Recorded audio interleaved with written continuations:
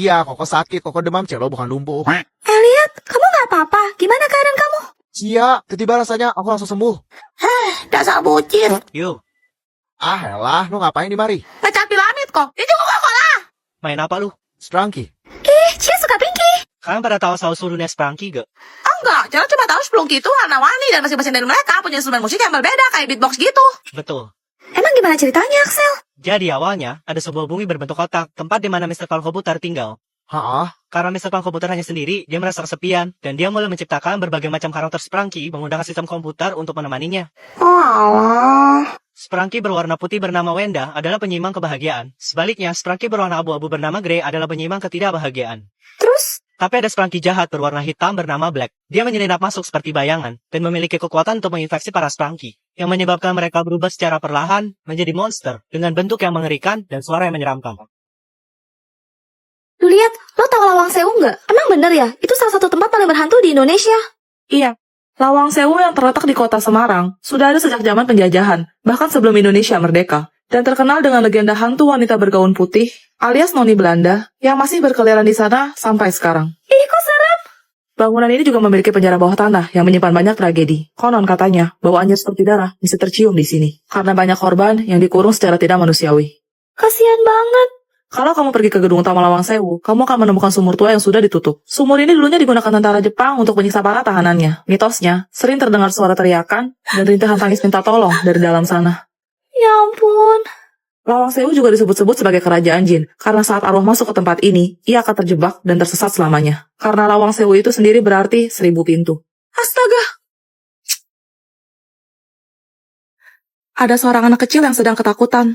Ia berlari ke ibunya sambil menangis, dan terus-terusan bilang kalau ayahnya berada di kamarnya. Ibunya kemudian menghela nafas panjang, lalu berkata, "Nak, ibu lelah. Berapa kali ibu harus bilang, ayahmu sudah meninggal 4 tahun yang lalu." Tapi sang anak tetap bersikeras, seraya mengajak ibunya masuk ke kamar untuk memeriksa. Sesampainya di kamar, anaknya menunjuk ke arah sudut. "Itu ibu, ayah di sana, sedang ke tembok." Ibunya terdiam sejenak, lalu meyakinkan anaknya kalau orang yang sudah mati tidak bisa terlihat. Mendengar itu, anaknya pun berteriak, "Ibu bohong!" Tiba-tiba HP ibunya berdering. Ketika diangkat, ternyata telepon dari kepolisian, yang mengabarkan kalau anaknya baru saja meninggal karena Anaknya kembali berteriak, "Ibu bohong! Katanya ibu gak bisa lihat ayah. Terus kenapa ibu bisa melihat aku?"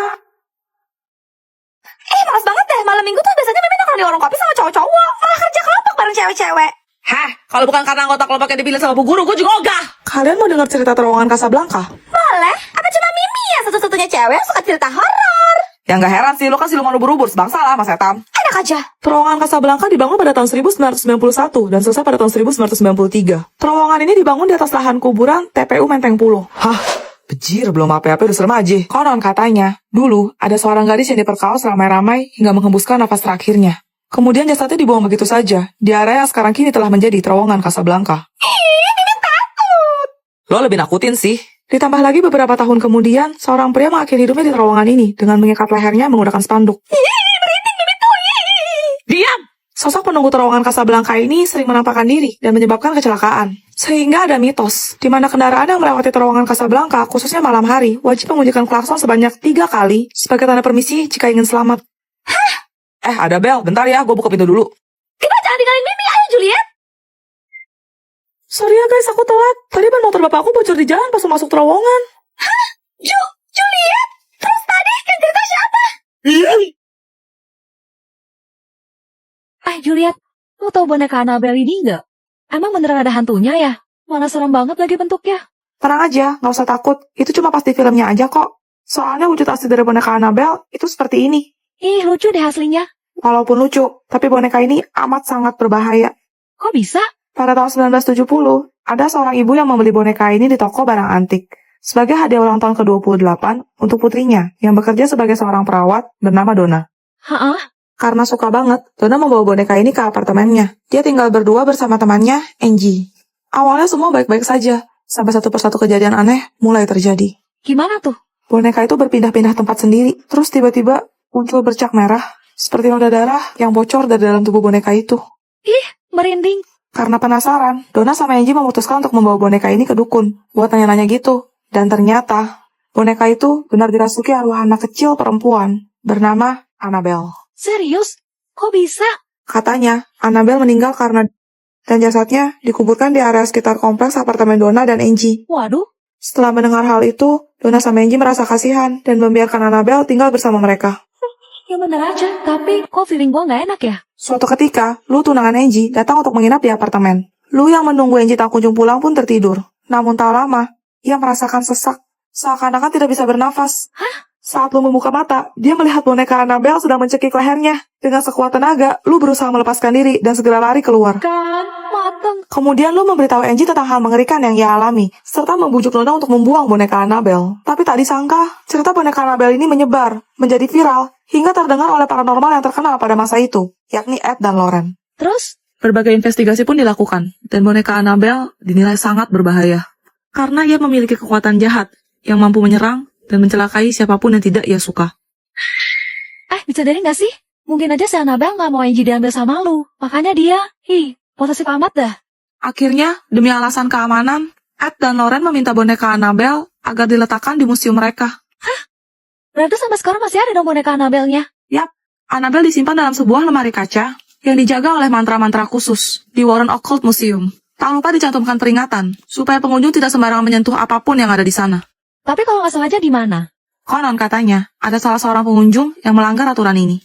Ia dengan iseng membuka kotak kaca Annabelle. Dan ia dikabarkan meninggal karena kecelakaan di perjalanan pulang dari museum. Astaga. Jangan-jangan Annabelle yang... Mau nanya dong, permen itu terbuat dari gula ya? Iya, Cia. Ngomong-ngomong gula, kalian mau dengar cerita pabrik gula di Cirebon nggak? Ada gitu? Boleh seru tuh kayaknya. Hah, giliran nggak belajar dan melek loh. Buru mumpung malam Jumat. Ada sebuah pabrik gula di Jawa Barat yang bernama Karangsulung yang kini terbengkalai. Pabrik ini dibangun pada tahun 1896 dan tutup pada tahun 2014. Wah, lama juga ya. Berapa tahun tuh? Hitung sendiri. 18 tahun ya? 118, Cia. Konon katanya saat malam tiba, dari dalam pabrik terdengar suara mesin yang sudah lama berhenti beroperasi. Seolah-olah ada pekerja tak kasat mata yang sedang menyelesaikan tugasnya.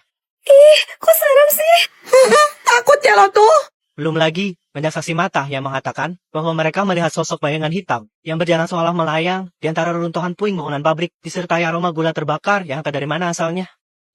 Merinding, woi. Kemudian ada arwah mandor Belanda yang dulunya terkenal kejam, sering berdiri di depan ruang administrasi, menatap tajam siapapun yang berani mendekat. Guys, kalian ada nyoba gula kebakar gak?